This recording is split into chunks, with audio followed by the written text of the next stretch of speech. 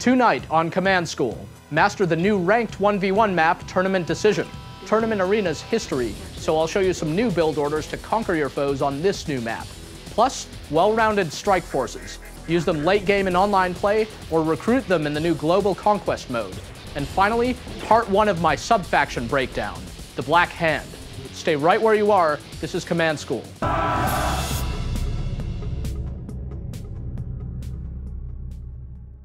You're watching Command School, I'm Greg Kasavin. I hope you've got yourself a copy of Kane's Wrath by now, because we've got some great tips and strategies for the new CNC3 expansion. With all those new sub-factions and units, there are tons of new tactics to learn and master. If you've discovered a great technique, save the replay and email it over to commandschool@ea.com. In the meantime, I'll bring you the latest Kane's Wrath strategies straight from the dev team. Let's kick it off with an in-depth look at the Black Hand in For Noobs Only. By now, you might have heard that the Black Hand don't have any stealth or air units. That means their Harvesters and Spectres aren't stealthed, and there's no shadow teams or stealth tanks to rely on. With these huge setbacks, you can imagine the rest of this faction must be pretty powerful to compensate. Sure enough, the Black Hand have some of the best nod upgrades available, and their upgraded late-game armies are a force to be reckoned with. First of all, the Black Hand have access to unparalleled base defenses. Like all Nod factions, they can build a Voice of Kane structure to increase their infantry's effectiveness and suppress enemy infantry. Black Hand also have the Charged Particle Beam upgrade, purchased at the Tech Lab for 3,000 credits, to upgrade all Shredder base defenses and Confessor Cabal infantry. And Black Hand SAM turrets, along with attack bikes and mantises, can be upgraded with Tiberium Core missiles for 2,000 credits from the Tech Lab. Both of these upgrades greatly increase the damage your base defenses and units dole out. And like all Nod, you can now research quad turrets for 1,000 credits from the Operations Center for even more protection. The Black Hand also gets some unique units, including Purifiers and the Confessor Cabal. Both have a passive leadership ability that increases the combat effectiveness of all units within their radius. These units have some other cool features too. Purifiers are like avatars that come pre-packaged with flamethrowers. Confessor Cabal squads have an activated ability called hallucinogenic grenades, which cause enemy units to start firing on each other. Of course, in the late game, the Redeemer epic unit can also induce friendly fire, and in a much larger radius. But Confessor Cabals really excel in the early game. You can get a squad on the field just 13 seconds after a match starts by building a power plant and a Hand of Nod. The Black Hand sub-faction also gets some incredibly powerful, specialized units and upgrades that will torch the competition. The Mantis is a mobile anti-air powerhouse for the Black Hand. This unit replaces the stealth tank's mobile AA, but it can only attack air units. And as you may have seen in the last episode of Command School, the Black Hand can build 2 commandos. On top of that, the Black Disciples upgrade, researched at the Secret Shrine for 1,500 credits, will put a single flame-wielding Black Hand unit into every infantry squad. This gives squads garrison clearing potential and powerful anti-infantry, anti-structure attacks. Also researched at the Secret Shrine, Purifying Flame will upgrade all flame-based units with more damage. This includes the Black Hand, flame tanks, purifiers, and your disciples in other infantry squads, making it well worth a 2,000 credit price tag. Black Hand make a great steamroller faction. Scout early with your powerful Confessor Cabal and upgrade them with Black Disciples to clear garrisons throughout the map. Harass your enemy while you tech and research upgrades. Fight on your own terms with your strengthened base defenses while you protect your base in expansion, building an army of Confessor Cabals, Purifiers, and Mantises. The Flames are anti-infantry and base killers, the Mantises are anti-air, and the Purifier lasers are anti-tank. Purifiers and Confessor Cabals buff allied infantry too, so pepper in some infantry squads for variety. Once you've built a sizable army, lay off the harassment and hit your enemy with everything you've got. Now let's take a look at the newest addition to the tournament rotation, Tournament Decision in Casual 1. Now that Tournament Arena is no longer in the Ranked Maps rotation, we've added Tournament Decision for all you Ranked 1v1 players. Tournament Decision is a yellow zone with no blue Tiberium. You start on a green field in either the northeast or southwest corners, with 2 routes going to the center and 1 to the southeast. There are 2 expansion fields practically touching in the southeast, set into a cliff face. The The far edge of each expansion field holds a TIB spike and a bunker, and there are several garrisonable structures in the corner. Each side has an additional TIB spike on a bluff between the starting area and the center of the map. In the middle is an EMP center, which is closely guarded by 2 capturable defensive turrets. There's also a 5th and final green field in the northwest to fight over, with a garrisonable building on either side. This map borrows from a lot of our existing tournament maps. It's medium-sized with only green Tiberium like Dust Bowl. Each base has 3 narrow attack routes like Barstow Badlands, and there's an EMP with 2 turrets like Pipeline Problems. So, to design a successful build order for this map, think about how you play Dust Bowl, Barstow, and Pipeline. I'll help you get the ball rolling. Here's a good Zocom build order on the new Tournament Decision map. It may not be earth-shattering, but it's a great place to start. Immediately queue a Surveyor while you build a power plant. Then build a barracks and a few missile squads and riflemen. Send the Surveyor to the southern expansion fields and try to garrison missile squads at your opponent's bunker. Once you've got the bunkers, send 2 engineers to your closest TIB spikes. While this is going on, build a refinery and war factory at your main base. Then build up your forces as you place 2 refineries at your expansion. You'll probably want to build 2 additional harvesters as well.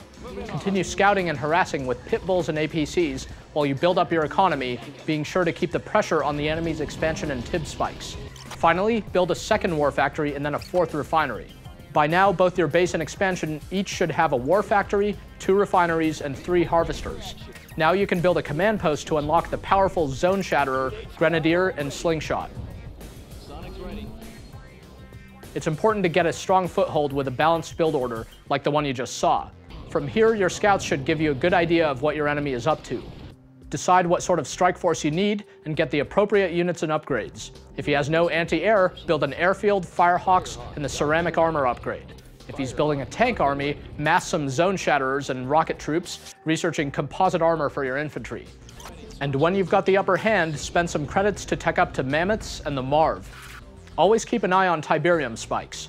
25 credits per second might not seem like much, but it adds up quickly.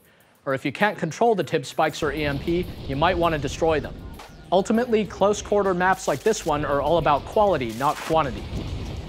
Protect your units, scout out, and build appropriate counters. Now it's time to take a look at balanced Tier 3 strike forces in Casual 2. If you can't win a Kane's Wrath match quickly, you're going to have to rely on the powerhouse units of the late game. It's easy to build balanced early game strike forces. A few riflemen and a few rocket troops can handle almost any situation. But units later on are more specialized and also more powerful. I'll help you build balanced Tier 3 strike forces for any and every occasion. First, let's take a look at one of the new Skrin subfactions, Reaper 17. The Reaper are without the devastating Mastermind or Prodigy commando units, but instead several other units have been made even more powerful. Reaper tripods are the cornerstone of Reaper Tier 3. They can absorb Tiberium to deal even more damage with their lasers, so build plenty of Reaper tripods and upgrade them with force fields and conversion reserves to hold more Tiberium. They can crush tanks underfoot and blast them with lasers and lay waste to structures as well. Infantry and aircraft are their biggest threat, so supplement them with Shardwalkers and Ravagers, which can be upgraded with blue shards to deal even more damage. Both are good against aircraft. The Shardwalkers can take on vehicles, and the Ravagers are great against infantry. To round things out, throw in a few Shock Troopers. They can blink behind enemy avatars or mammoth tanks and deal more damage to their weakened rear armor. Don't forget to bring some Corruptors along too. Force fire them on the tripods to keep them alive longer. And if you're worried about stealth, throw in a few Seekers for their stealth detection. So for the Reaper late game, assuming you have 2 Warp Spheres and 2 Portals, this should be your build order. Starting with the Warp Spheres, build 6 Reaper tripods each, 4 Shardwalkers each, and 2 Corruptors each. Then from the Portals, build 10 Ravagers each and 5 Shock Troopers each. If you want some stealth detection, throw in a couple of Seekers as well. This strike force will take almost 4 minutes to build and cost you 79,200 credits. It's a simple head-on slaughter force that doesn't require much micromanagement. Keep the tripods on the front lines and get them close to enemy walkers and buildings to use their EMP attack. Force fire the Corruptors on them, and let the rest of your force take up the rear. Now it's time for a little GDI subfaction love. Here's a balanced Tier 3 strike force for the Steel Talons. This strike force favors a bit more micro, so if you're a fan of hitting the Q key and right-clicking on an enemy Conyard, well, this force might not be for you. Steel Talons are all about garrisons, meaning highly adaptive units. We'll forego Mammoth tanks in favor of Railgun Titans. They've got fewer hit points and no AA, but as long as you protect them, they should deal more damage for your buck. For good measure, throw in some Wolverines with the AP ammo upgrade as your anti-infantry and some slingshots for anti-air. Here's where it gets highly customizable. Build some behemoths and hammerheads. The behemoths are your base killers. Garrison most of them with rockets to protect them from air attacks, but throw in a rifleman squad to protect against commandos. Then put a mix of rockets, grenadiers, and engineers into your hammerheads to deal with almost any threat. Send the Titans, Wolverines, slingshots, and behemoths in as your main strike force. While your enemy is dealing with all that armor, flank with the hammerheads. The brilliance of this strike force is that it's so customizable. As your main force loses anti-air, anti-vehicle, or anti-infantry, send the appropriately garrisoned hammerheads in to fill your ranks. Here's what that build order looks like, assuming 2 war factories and 2 barracks in the late game. From each war factory queue, 8 Titans, 8 Wolverines, 3 slingshots, and 4 behemoths. From each barracks queue, 5 rocket squads, 4 grenadiers, and an engineer. Then queue 10 hammerheads from your airfield. As your vehicles and troops emerge, garrison the infantry into the hammerheads and behemoths, leaving some grenadiers to fight unprotected. This is going to cost you 85,200 credits and takes just under 5 minutes to build. One last note, before you send in the troops, hotkey them. You should at the very least have a main group and a flank with this strike force. Both of these forces are great for skirmishes or online matches, but you can also make them available in Global Conquest Mode. Just choose Create Custom Strike Force from the Global Conquest Mode button in the main menu and enter these combos or any other grouping you've created. You'll see the cost and tier requirement to use them in the metagame. Now it's time for the GameReplays.org Tip of the Week. The Tip of the Week, brought to you by GameReplays.org. We haven't forgotten about the Tiberium Wars fans out there who, for whatever reason, want to stick with the original Command & Conquer 3 game. So for tonight's Tip of the Week, we'll focus on a strategy for vanilla CNC3, which can of course be applied to Kane's Wrath matches as well.